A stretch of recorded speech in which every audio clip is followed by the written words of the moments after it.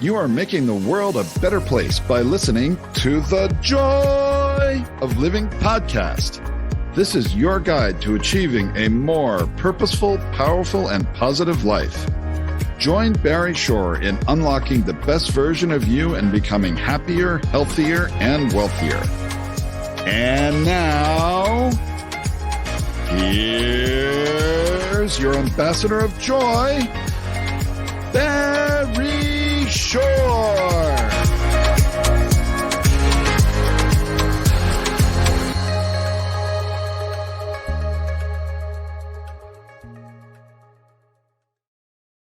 Good day, beautiful, bountiful, beloved, immortal beings, and good-looking people. Remember, you're good-looking because you're always looking for and finding the good in abundance, overflowing. Our cup runneth over with good. An amazing being is going to be with us today. Is going to fill your heart and your soul and your mind and your being with joy, happiness, peace, and love, because you have consciously and conscientiously tuned into the Joy of Living with your humble host, Barry Shore. And you tuned in for one reason and one reason only. And that's because you care the most in the entire world about you.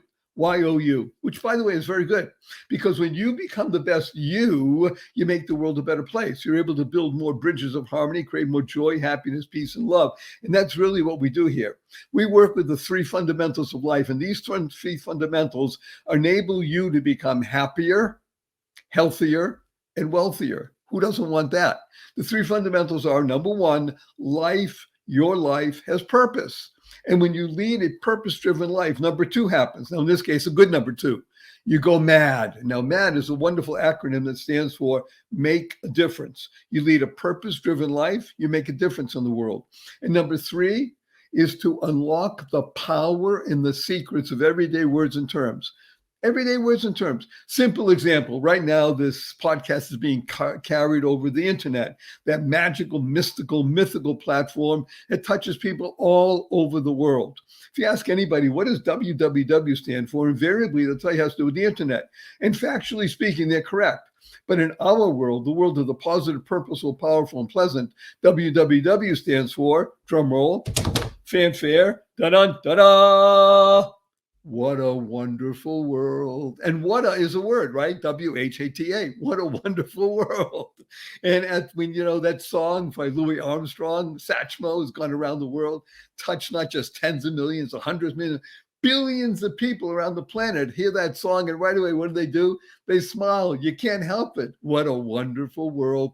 Now, SMILE is one of the most important acronyms you could ever internalize, utilize, and leverage in your life, because SMILE stands for seeing miracles in life every day. Seeing miracles in life every day. Now, right away, when I go out and I talk to crowds, and thank God we're back able to speak with people again. No mask. The masquerade is over. The panic is gone. The lockdown that whole thing is over. And I'm talking to groups again. Recently, I spoke to a group about 1,122 people. And in the audience, I'm telling you a story about Barry Shore. And I'm talking about seeing miracles in life every day. People raising their hands and say, hey, Barry Shore, I've been up for hours. I haven't seen any miracles. And I asked them, are you here? Can you hear? Can you stand still? I can't do that. Can you walk? I can barely do that. You have water to drink. You have food to eat. You have a place to sleep. You have family. You have friends. Every single one of those is a miracle. What's the simple proof? Simplest proof.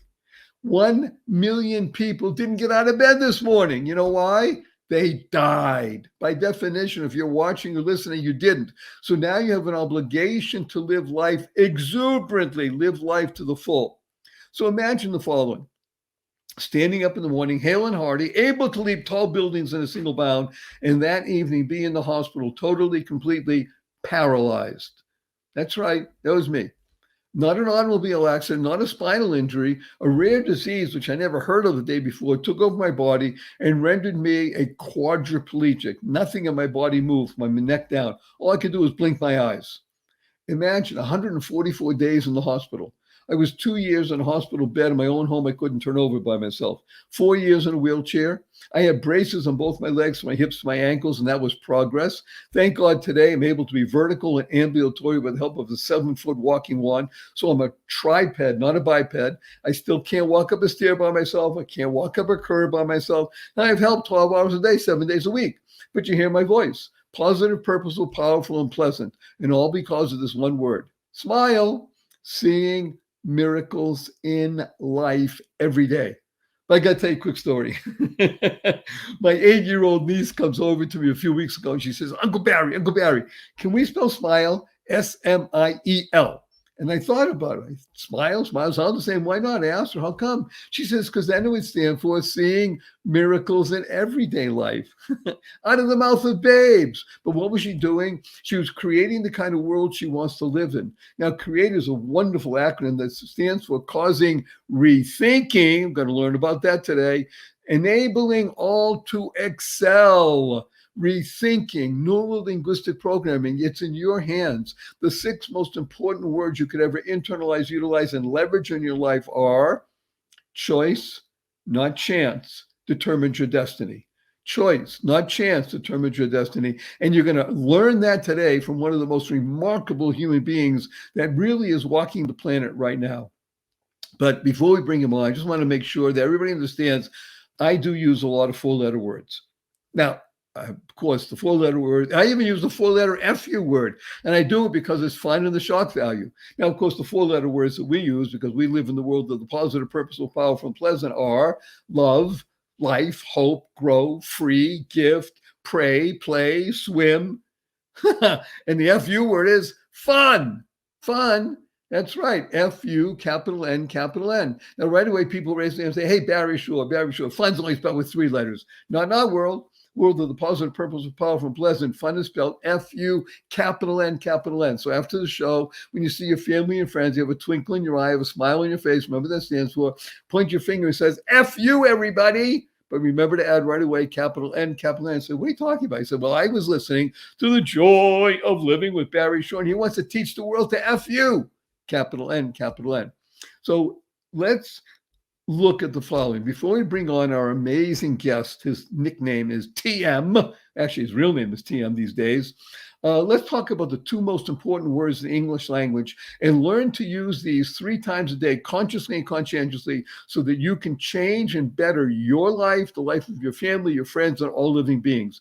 And these 2 words are thank you, thank you, thank you. Thanks stands for to harmonize and network kindness. To harmonize and network kindness. The Dalai Lama is quoted saying, read in his writings, be kind whenever possible. And as he says, always possible. So imagine you go to the coffee shop, you order a fancy latte, you sit down, somebody brings it, you say, thank you. You go to the coffee shop, you order a fancy latte, you wait a few minutes, nobody brings you, go to the counter, say, I'm sorry, we forgot, we're busy, we'll bring it to you. Sit down, a couple of minutes go by, somebody brings it, you still say, thank you. You're walking out of the coffee shop, it's raining out, and somebody holds the door up for you. You say, thank you.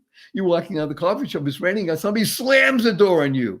You say, thank you. You're in traffic, you're late for an appointment, somebody cuts you off, and you say, thank you. Get up in the middle of the night, and you stub your toe, and it hurts. You say, thank you. To harmonize and network kindness. KIND is an amazing acronym that stands for Keep Inspiring Noble Deeds. I can't think of anyone on this remarkable day. This is Memorial Day, by the way, the year 2022.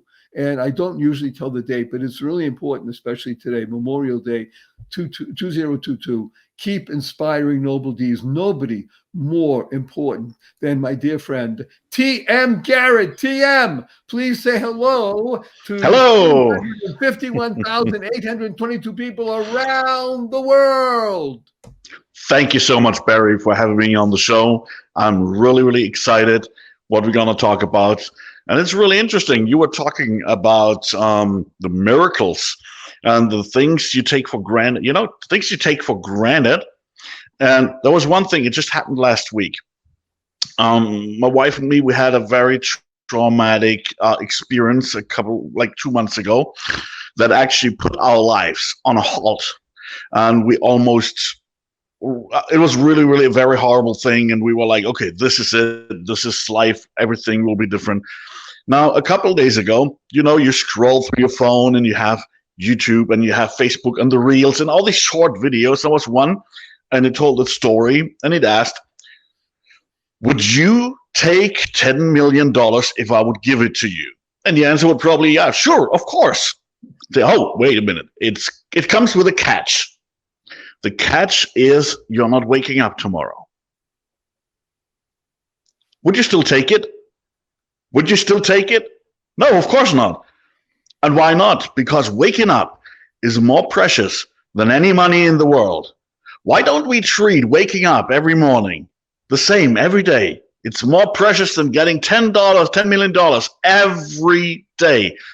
This is when we got out of our hole and we said, let's celebrate life, because we're sitting at home a little bit, not depressed, but we need to do something. My wife said, let's get dressed fancy and go out to eat. Said, celebrating what? And I was like, life. That's it. And this is what we did. We went to a rather expensive restaurant and spent a lot of money. I would say too much, but it was not too much for the purpose. But it was one of these things that we have just to remember every day, to not to take things for granted, like waking up, how precious it is. And now we can circle actually back to why I'm here and about my background, because there was a time in my life when I was waking up and I was not grateful for it. I was waking up full of fear. I was waking up full of hate. I was waking up at war with the whole world. And the reason for that is until about 22 years ago, I was a completely different person. I was not talking about positivity. I was not talking about all this. Put it on pause for the moment, because I want to make mention, as you see, the good news is that TM is able to bring into our lives right away. Yeah, think about this. Life. Life is a 4-letter word. We talked about unpacking 4-letter words. Living inspirationally for eternity. That's what he does now. He lives inspirationally for eternity. He was mired in 4-letter words that were the opposite of the ones we used before, remember? He was mired in hate and in fear, and that literally kept him in a bog of misery. It was disgusting. It was horrible. And not only for him, but he became a purveyor of hate. He was a leader of hate. We're going to begin to unpack his amazing story, which I hope will keep you on the edge of your seat. I see people actually falling off their seat already, because when we talk about hate and fear, a lot of people, unfortunately, live in that realm, TM. Now, let's just go back and take a couple steps back to the beginning of you. And we don't have to go all the way back to your birth, but let's just give some data points. One of those is that you were born in the country of Germany. That's correct. You have a little bit of accent, but you're just like any other American right now. So you have, where you come from. Okay, you come from Germany. Well, that in and of itself doesn't mean anything, except for the fact that you came from what today we'll call, we won't say these terms anymore, but we'll call it a difficult family structure, a broken family. Your parents got divorced early on in life. Your father died very early, before the age of 8 or so. And at an early age, a tender age of approximately 12, 13, you were already attracted to elements in Germany that do exist, nationalist elements that are not just a front for white supremacy. They are the essence of it. They are the main tip of the spear, unfortunately, for those elements in the world that still purvey and talk about and march and celebrate the opposite of life. And what I'd like you to do, if be so kind, what was it when you were a very young, you weren't even a man, you weren't a young man, you were a boy. What was it that attracted you to these hate-filled people and that invigorated you with that lust for evil? And again, 2 other 4-letter words, lust, because they're both in that same realm of hate and fear. What was it that attracted you to lust for evil? Okay, we have understand. You said it right. I was not even a young man. I was a boy in puberty discovering his masculinity. This is also very important to understand. And how many boys act at this age? You're looking for something to act up. You want to prove your masculinity. You want to be the bad boy, to show it, And this is something I think the society has gotten wrong. This whole thing, boys got to be tough, girls got to be pretty. The stereotype. But the boys wanted to be tough. You were in puberty, and this is what they wanted to show. And I didn't know anything about neo-Nazis. I didn't know anything about skinheads or all these hate groups. I didn't know anything about that. I saw a couple of things on TV, but at this age, we got presented with something in history class, which I think is a very bad timing. It should be done way earlier than that. It was the history of the Holocaust, World War II, Hitler, the Third Reich, and the Holocaust. Looking back, I'm asking myself, why do you present this topic to kids, to especially boys, when they're in puberty, discovering their masculinity? And just to say this real quick, I think it's really important. Here in the USA, I realized it's the same age, and I work closely also with the Simon Wiesenthal Center, and I'm sure you know who Simon Wiesenthal was, the famous Nazi hunter. And the Simon Wiesenthal Center does incredible work. And they get sometimes phone calls from parents or teachers and say, we had this anti-Semitic incident in school. And the people from the Simon Wiesenthal Center ask back and say, let me guess, you just talked about the Holocaust in school. And they're like, how did you know that? I said, because this is always when it pops up. It's bad timing. And it was also bad timing for me.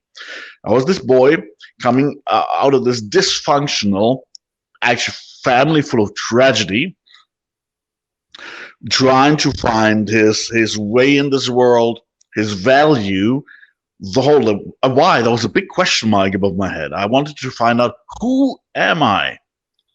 Other kids had an identity. Boy Scout, somewhere involved in church, somewhere involved in sports. Another one, the father and the brother were in the army. They all had something. Or the dads would take them to the sports games or matches, I didn't have any of that because my brother moved out. He went to college. My oldest sister got married, left me with my other sister and my mother. No male figure there.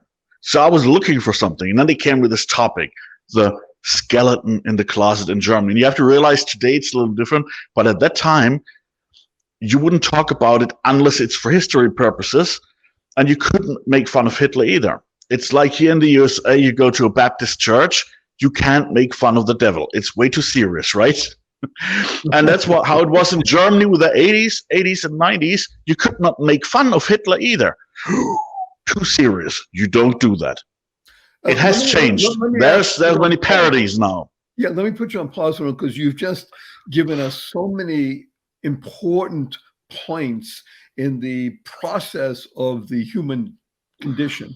Number one, we're talking about boys more than girls. And this is really important, and that the natural tendency for the boy is to seek a male figure to model. Let's be blunt.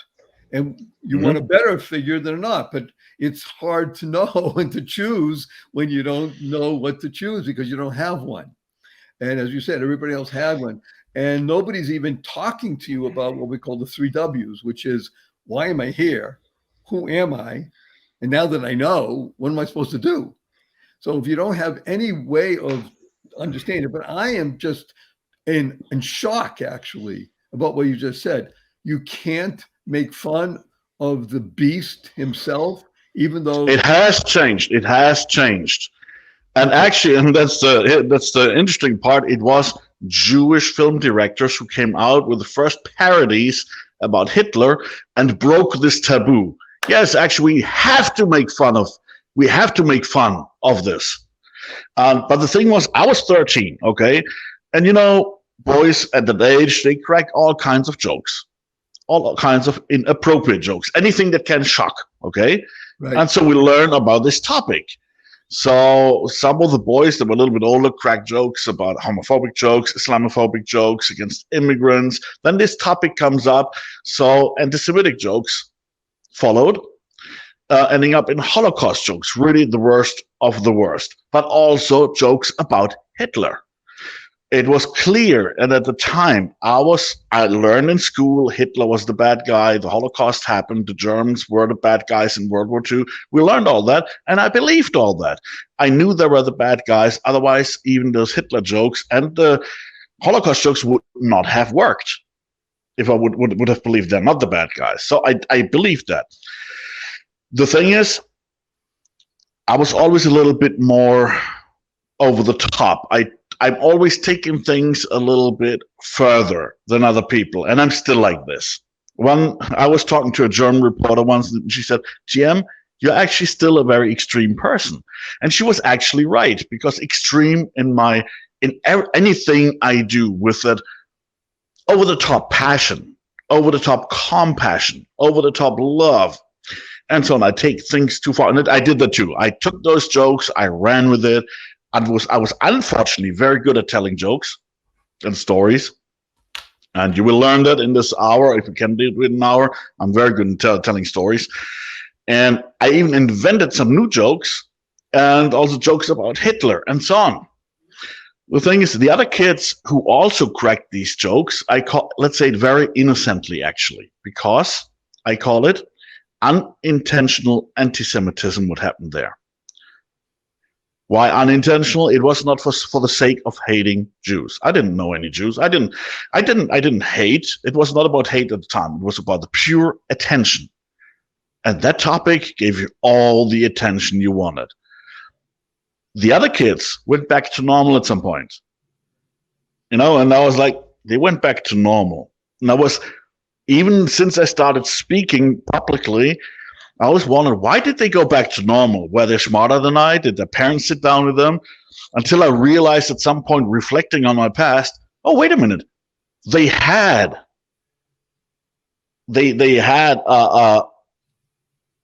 something to go back to, I didn't have a normal to go back to. My normal was a bullied kid in the corner that you could push around. For nothing in the world, I wanted to go back to that. I enjoyed this attention, this new identity, even though I didn't identify as what they called me, because they called me a Nazi. They called me a Nazi kid all of a sudden. I was like, I seriously do not understand.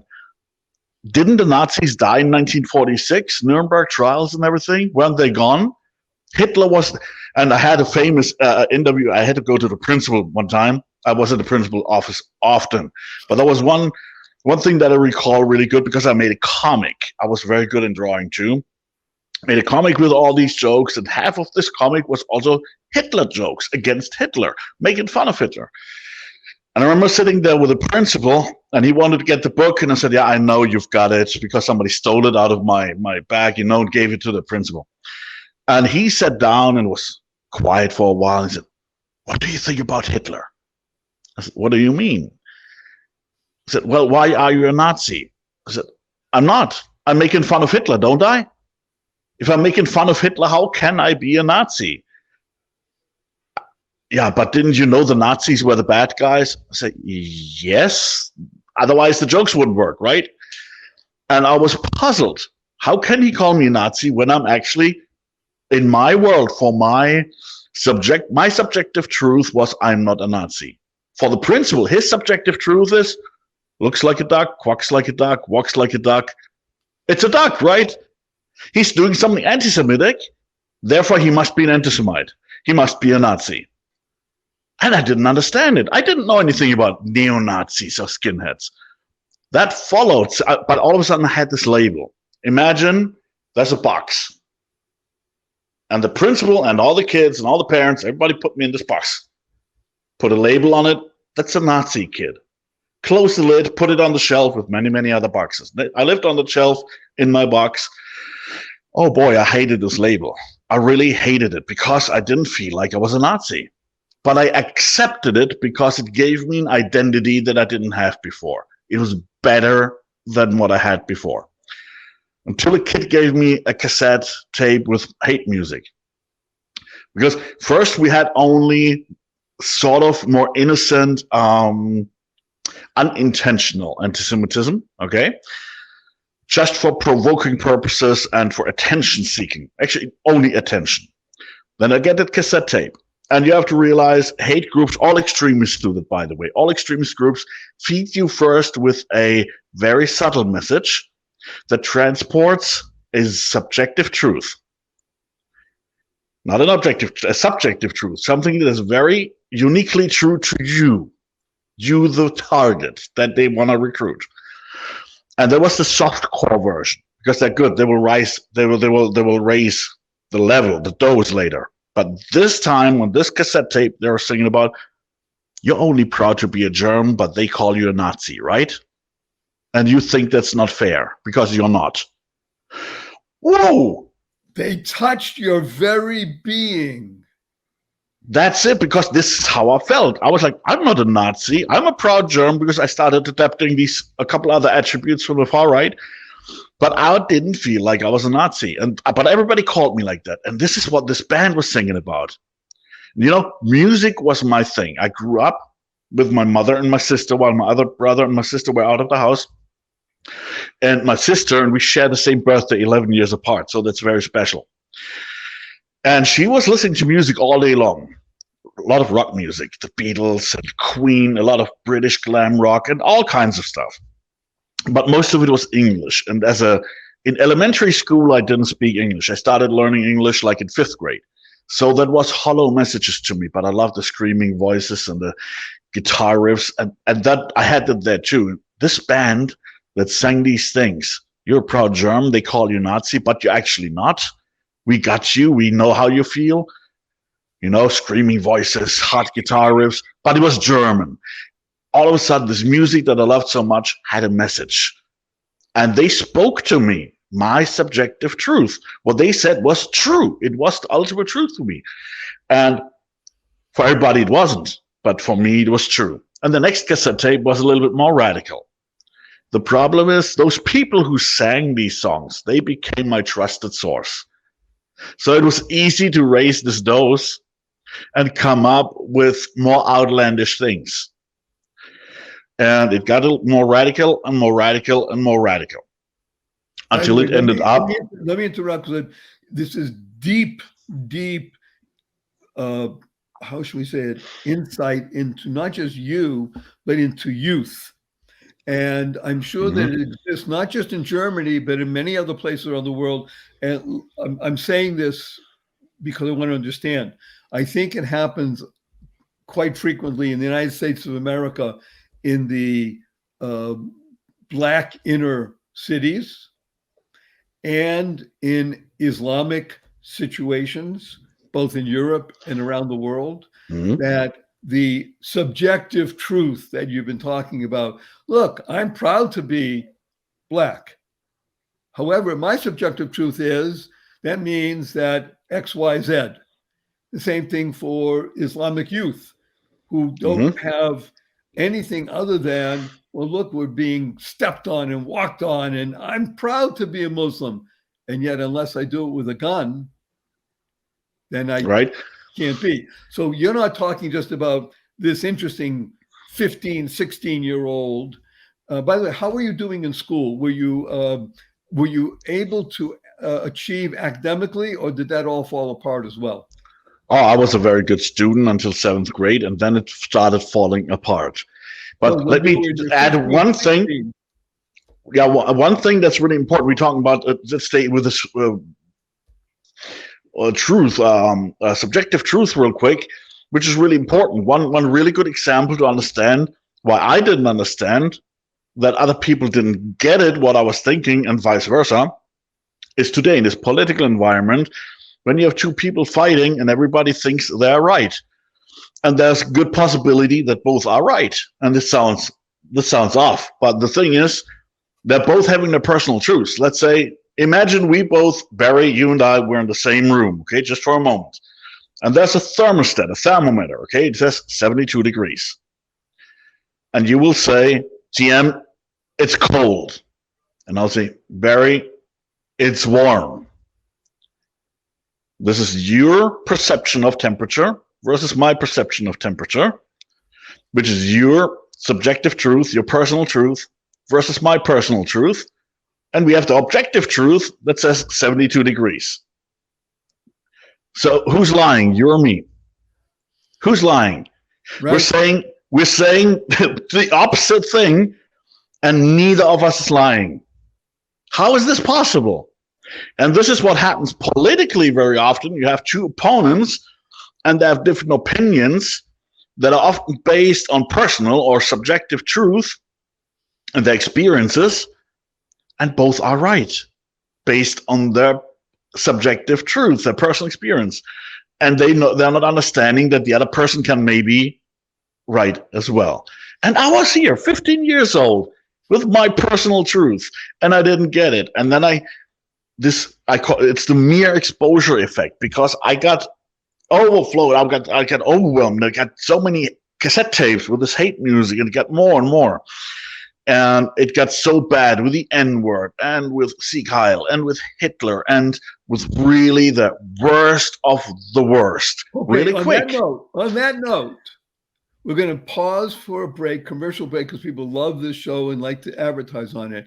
But everybody, keep your seatbelt buckled up, because TM is coming back, and we're going to unpack this, and we're going to move into love. It's going to take us a little bit of time. We're going to move into love on the other side of these breaks.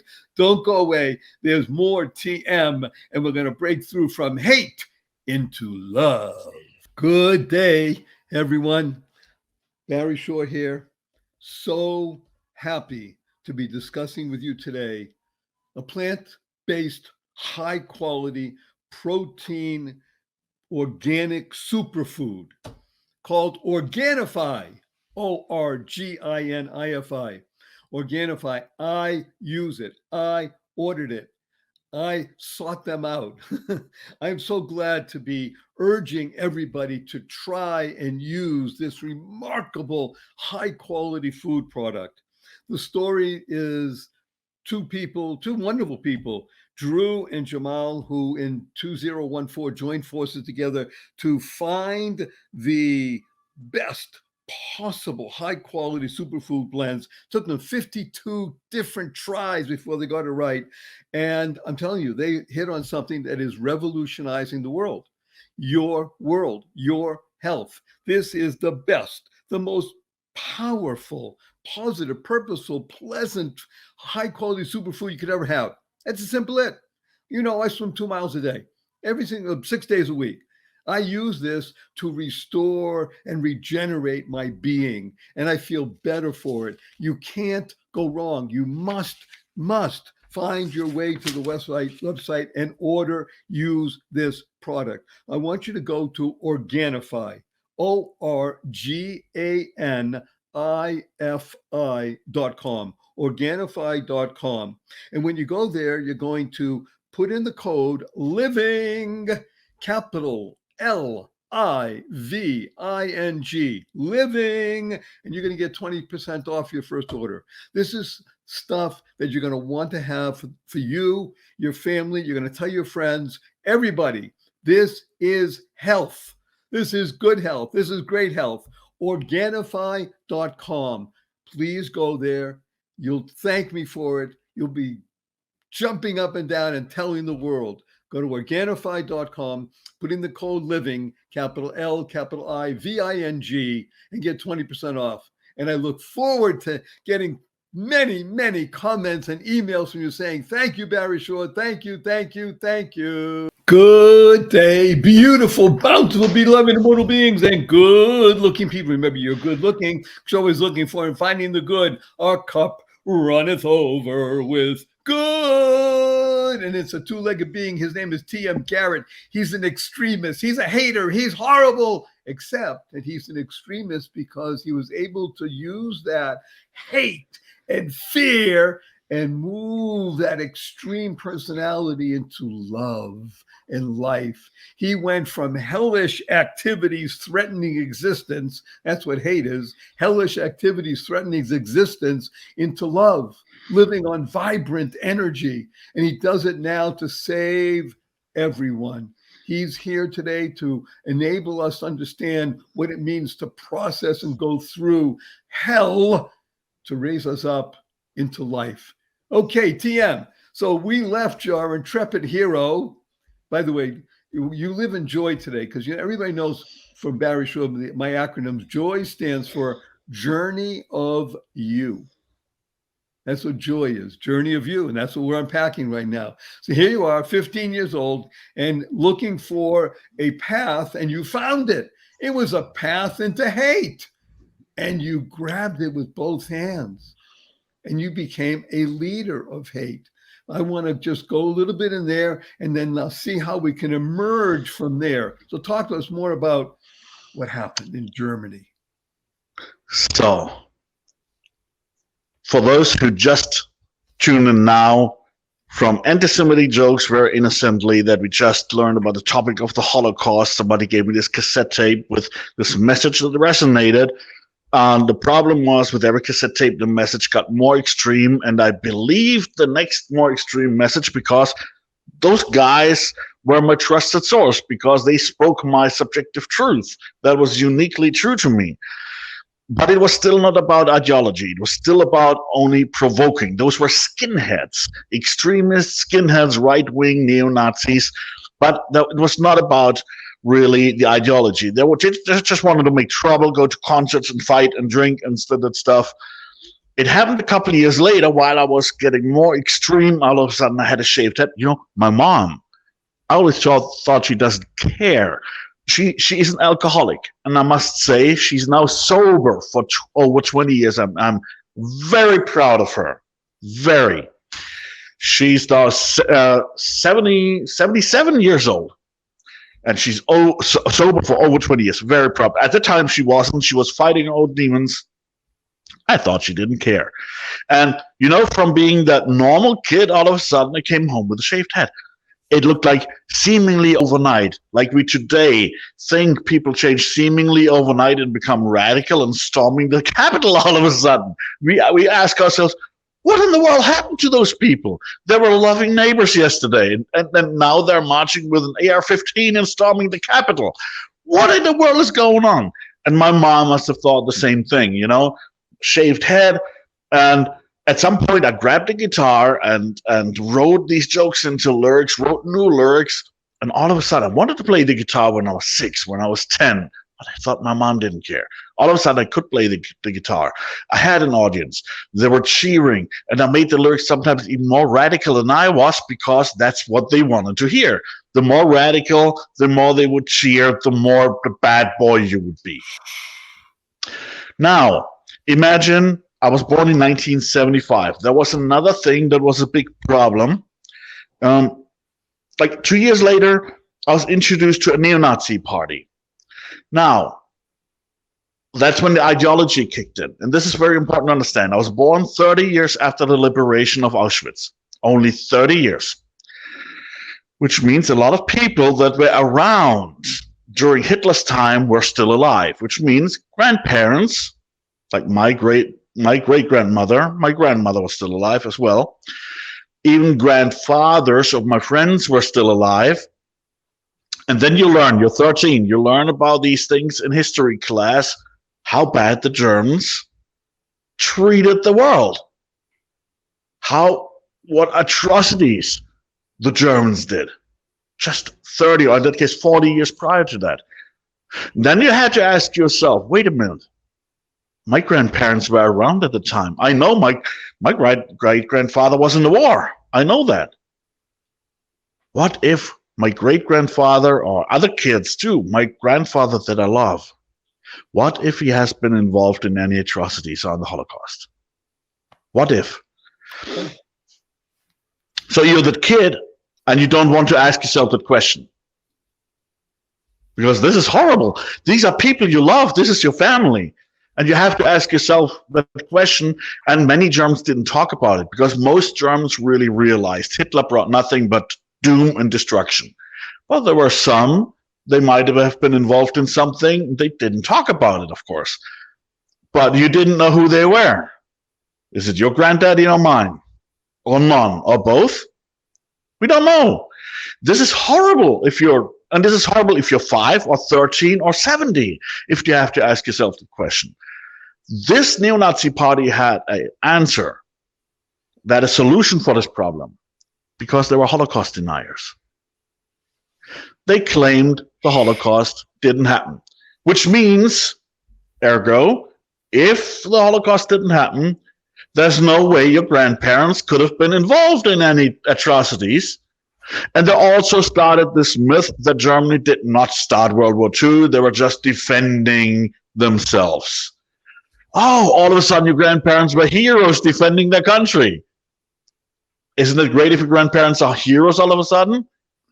Hey, it's Memorial. We were recording this episode on Memorial Day, you know? Right. And then you're thinking about this. You have this 15-year-old and your grandparents can be heroes all of a sudden. This is in a if you think in American standards, there's no way that you would think these veterans did anything bad. But in Germany, well, all these World War II veterans most likely did something bad. Just following Hitler was bad enough. Anyway, so they had the solution. Okay, problem solved. They're also the Germany first. All the immigrants are coming in. They're infesting the country. They're taking everything away. And the communists want to take over the country, swap out the population, all these things. Ideology. They're still around. Yeah, ideology kicked in. And for all these problems that were there, they had a scapegoat. It was always somebody else. Hey, sounds great. But it also meant once you believe in that, you wake up in the morning with the thought of this somebody else, with the scapegoat. And you're like, oh, it's their fault. It's their fault. And you're also afraid it's mostly somebody's fault or somebody who you don't know. Communists, did you know? Most of us didn't know any communists or Jews or whatever. Unfortunately, in Germany at the time, historically, there were not many Jews at the time. Fortunately, that has changed. There's many Jewish immigrants from Eastern Europe and Russia nowadays, but at the time. So what you don't know, you can't understand. So you start to fear what you don't know. And if fear is not recognized, it can lead to hate. That is like the child that is afraid of the monster under the bed or in the closet. And when I talk to school class, I always ask, okay, who remembers being afraid of the monster under the bed or in the closet? Because I remember. But what did the parents do? Did they call you out? Are you stupid? Did you see it on Fox or on CNN, depending where you politically stand, right?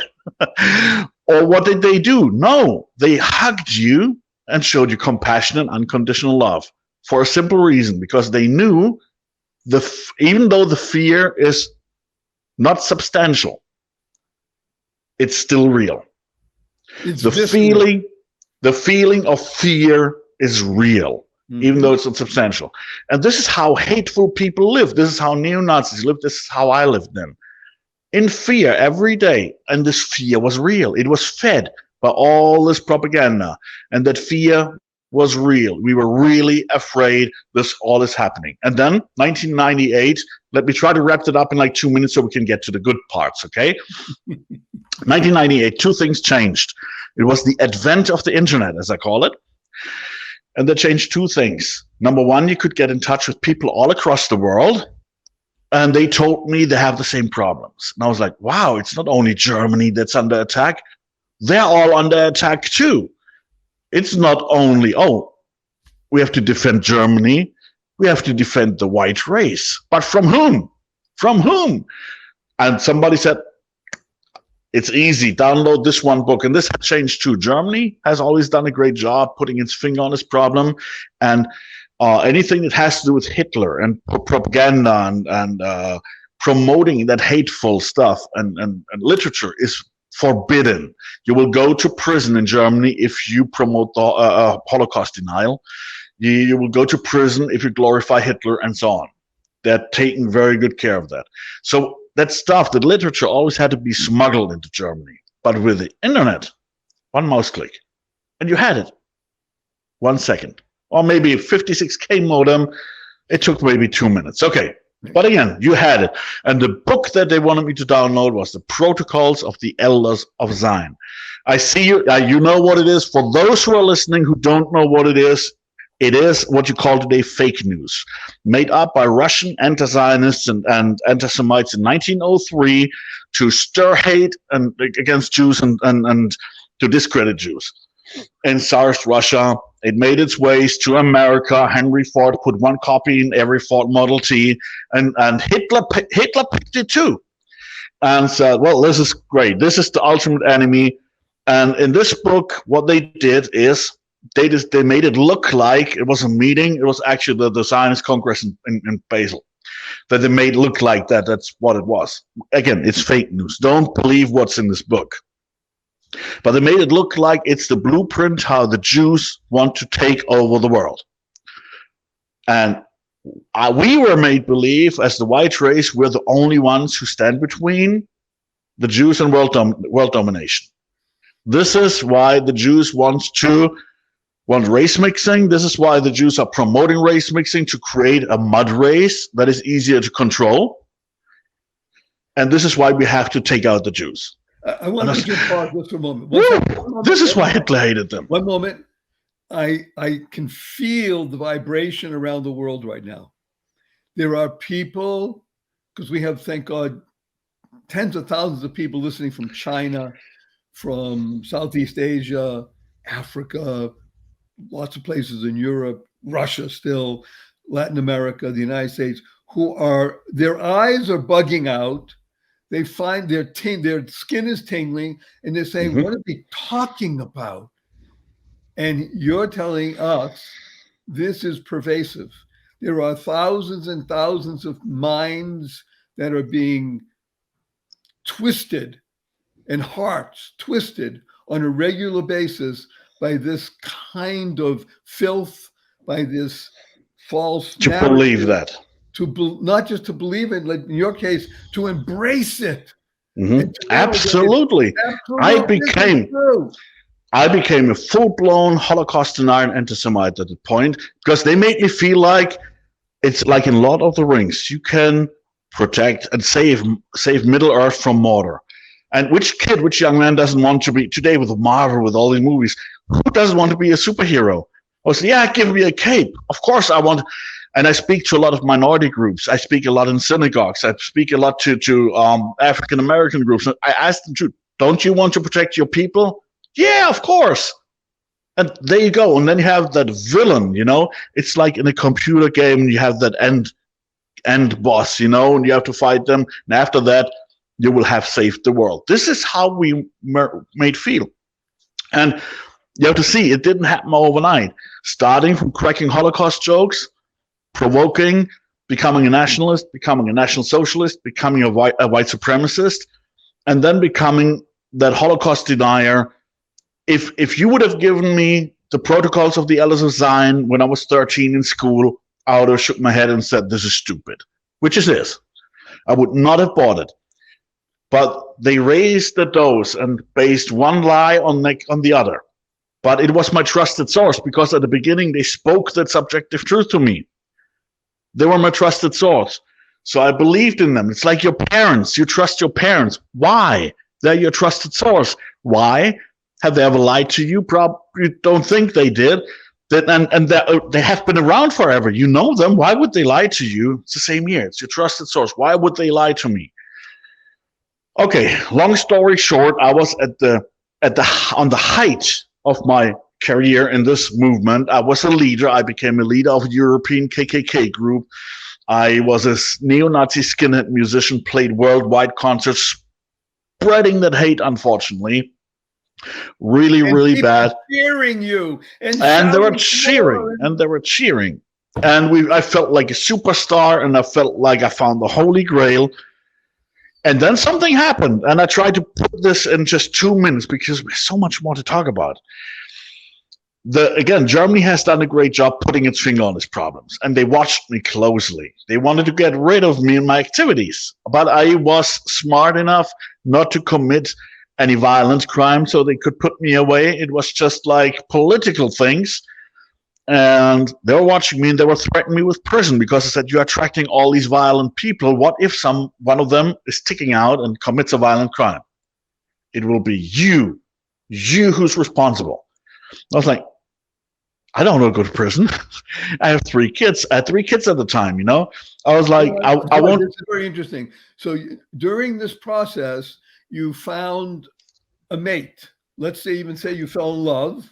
Mm-hmm. You got love, You got married. I mean, you almost on the outside look normal. You found a woman. You got married. You have 3 children who, by the way, you're raising now in this environment of hate and fear. And which is very interesting too, because people ask me all the time, so how did your kids turn out in this environment? Yes, no, and they don't were go there yet. Don't go there yet, but let's keep going. okay. Let's keep that answer for later, because it's very interesting. Point that it looked like the outside world, you was still almost normal. Yeah, absolutely. But again, I was like, if I go to prison, I'm no good for my kids. Right. If I go to prison, I'm no good for the cause I'm standing for either. And I thought and still think prison is a very scary place. Thank God. I was scared to death. So I was so scared, I resigned. I resigned from my leadership positions and everything. I appointed a successor, but I left the KKK, I left the neo-Nazis, and said, I'm not coming back. This is too hot. Sounds great. Yes, TM left the KKK. Everything will be good. No. Because just leaving a hate group, it's like you're getting your head out of the hate, but the hate is still in your head. And this is what it was. Leaving a KKK or leaving a hate group doesn't make you being anti-racist or a civil rights activist all of a sudden. No, I was still a hater. I was still an anti-Semite. And it was 1 year after 9/11. I was an Islamophobe as well. And what happened was I knew I had to remove myself from these people. And I did something that was very hard. Yet being in a hate group is actually an abusive relationship. You're in an abusive relationship with that hate group. That is like a woman who is in an abusive relationship with a man. You know it's toxic, and yet you don't leave. For many, many reasons. One is fear. The fear of, will the society want me? Will they understand why I stayed with this guy so long that beat me up? Will they understand anything was going on? Do they want me back? Maybe I have to move to a new town, find new friends, change my name, find a new job. And this is how it looked for me. The same things. And I was scared, but I had to do it. For a long time, I didn't have the courage. But I found the courage, and I took my back then wife. We're not together anymore. And the kids said, we're going to move about 100 miles away. And we had that one town where we wanted to go, looked in the classifieds and found one apartment. The thing was our lease was already, so we had a week to find something or be homeless. One apartment was in the classifieds. I picked up the phone, and a guy with a Turkish accent picks up the phone. I was like, are you kidding me? The only apartment available is owned by a Turkish Muslim? Are you serious? But people in this movement lie to themselves a lot, because you always meet the good Muslim or the good Jew or the good black person, and you say, oh, they're exceptions. Then they're not like the others, And I was like, well, maybe he's okay, and I don't have to live there forever. It's just temporary. Well, it wasn't. But anyway, I had to move in, and he lived in the same house. He had his apartment below us, so we shared the same hallway. Anyway, so over the course of like 6 months, that unlikely friendship started to develop. And I was always living there, again, 1 year after 9/11. And I was like, I will unmask him and expose him as the Muslim terrorist I thought he was. I was like, he's probably murdering me in my bed at some point, but I will expose him. That was my mission. And I was not successful, because at the end, he exposed me. He unmasked me. And I was the bad guy at the table, because that's a longer story behind it, but that would be so much right now. Wait a minute. This is absolutely wonderful. I'm going to put you on pause. Not because I want to, but because I want people to understand that what's happening here is deep, passionate, purposeful, and real.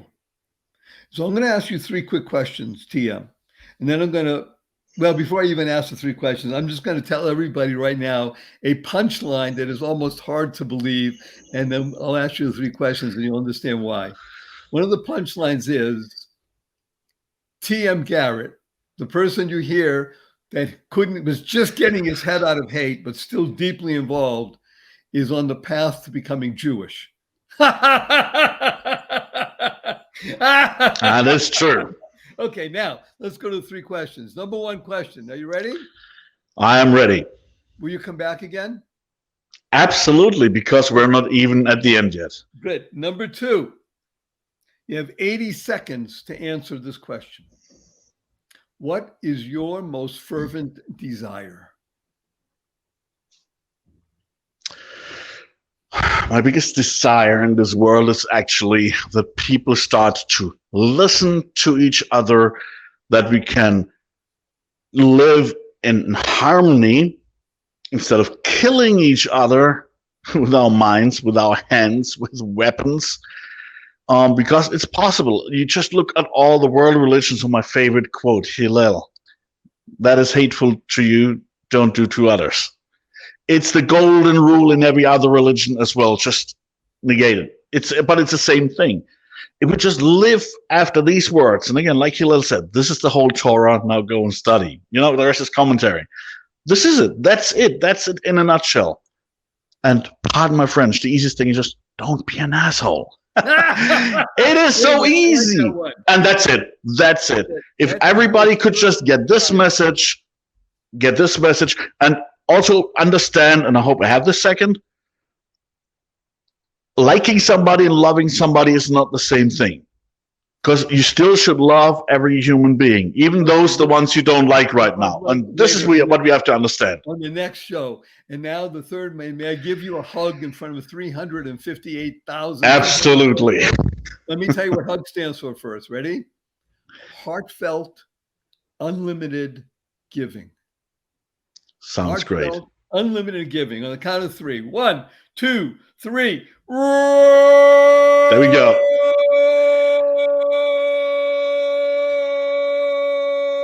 Sounds good. Remind me of something. Remind me of that when we meet again in the next episode about forgiveness, and I will tell you a nice story about this. We're looking forward. So again, you've tuned in consciously and conscientiously to The Joy of Living with your humble host, Barry Shore. And you tuned in because you care the most in the entire world about you. And boy, did you learn about you today by listening to this remarkable process, this story of reality from T.M. Garrett. And everything you want to know about T.M., by the way, is available at my website. Just go to www.whatawonderfulworld.barryshore.com, BARRYSHORE. Everything about T.M. Garrett is there, what he's doing, and there's so much more. It's so truly wonderful and enlightening and uplifting, which is the key to living in the world. Remember the three fundamentals. Number one, life has purpose. You lead a purpose-driven life, you go mad. Mad stands for make a difference. He's doing that now. He lives a purpose-driven life. He's making a difference in a positive, purposeful, powerful, pleasant way. And the third is to unlock the power and the secrets of everyday words and terms like WWW, what a wonderful world. Smile, seeing miracles in life every day, as my niece says, the 8-year-old niece. Seeing miracles in everyday life. Create the kind of world you want to live in, like TM is doing now. Create the world of compassion and love, causing rethinking, enabling all to excel. Remember the 6 most important words that you'll ever internalize, utilize, and leverage in your life.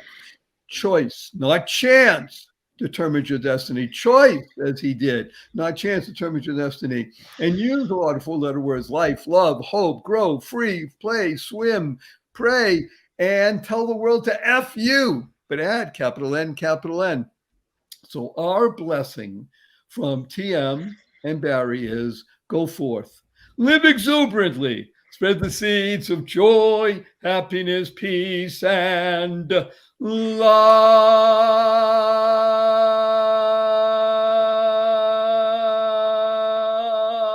Go mad, go make a difference. TM, don't go away.